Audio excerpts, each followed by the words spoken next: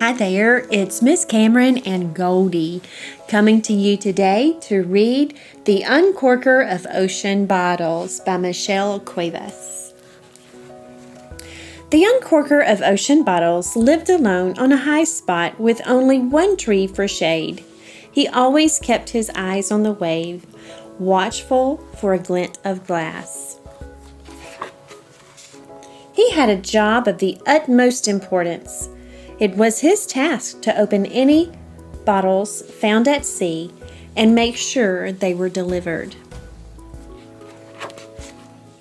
Sometimes to deliver a bottle, he needed only to stroll to the nearest village. Other times, he would journey until his compass became rusty and he felt loneliness as sharp as fish scales. Sometimes the messages were very old, crunchy like leaves in the fall. Sometimes the messages were written by a quill dipped in sadness. But most of the time, they made people quite happy, for a letter can hold the treasure of a clam-hugged pearl. While the Uncorker of Ocean Bottles loved his job, he couldn't help but wonder if he would ever receive a letter.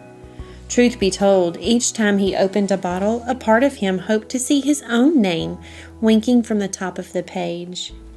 But then he remembered that this was about as likely as finding a mermaid's toenail on the beach.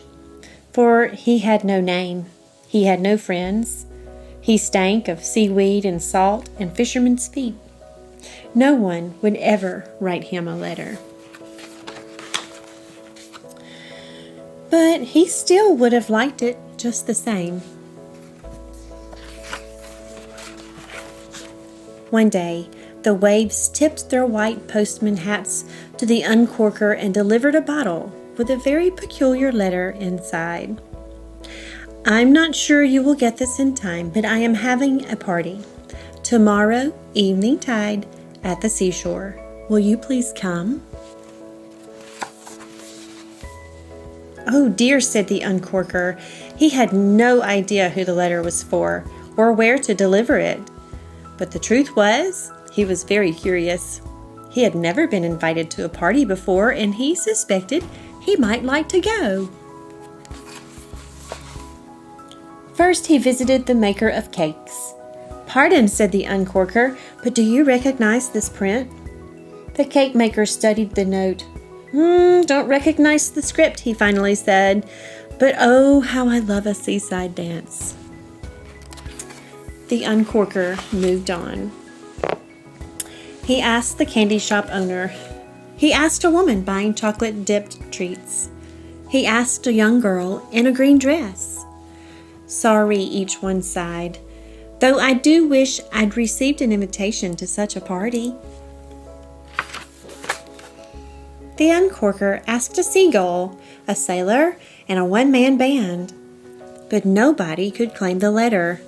Nobody in the sky, or the sand, or the sea. The Uncorker felt very low. This was the first time he'd been unable to deliver a message.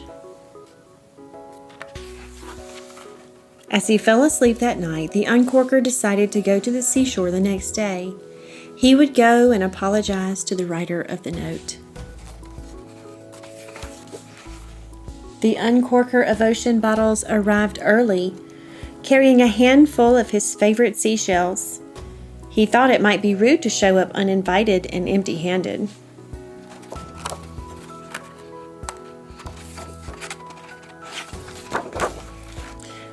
The seashore was draped in seaweed and starfish. Candles floated in clamshells. There were sand sculptures and umbrellas. "It's you," said the maker of cakes.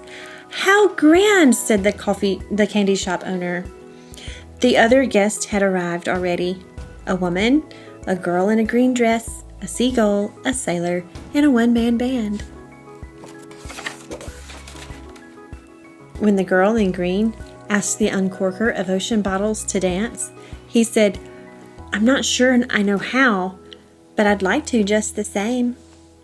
As they spun across the beach, the water's edge and back again, everyone smiled and kept the beat. The Uncorker's heart was a glass vessel filled to the brim. As the stars began to arrive, and the moon as well, the Uncorker took out the bottle he had been unable to deliver. "Perhaps," he said, with his mouth full of cake, "yes, perhaps I shall try to deliver this again tomorrow." The end.